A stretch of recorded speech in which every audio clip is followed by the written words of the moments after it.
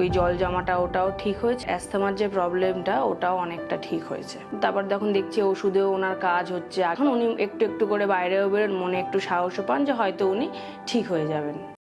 আমার নাম মৌসুমী সরকার। আমি এসছি আমার শ্বশুরমশাইয়ের জন্য। শ্বশুরমশাইয়ের নাম হচ্ছে দিলীপ সরকার। তো ওনার হঠাৎ করে খুব পেটে ব্যথা, রেগুলারই পেটে ব্যথা। ডাক্তার দেখালাম, পেটের বিভিন্ন টেস্ট করানো হয়, তো ওই টেস্টেই ধরা পড়ে লিভার ক্যান্সার হয়েছে। তো তারপরে আমরা হসপিটালে ভর্তি করি। তারপরে ওখান থেকে খবর পেলাম এই পুনর্জন আয়ুর্বেদের। তারপর আমরা এখানে এলাম। তো এখন এখানে মেডিসিন নিচ্ছে। এটা নিয়ে 3 বার হলো মেডিসিন।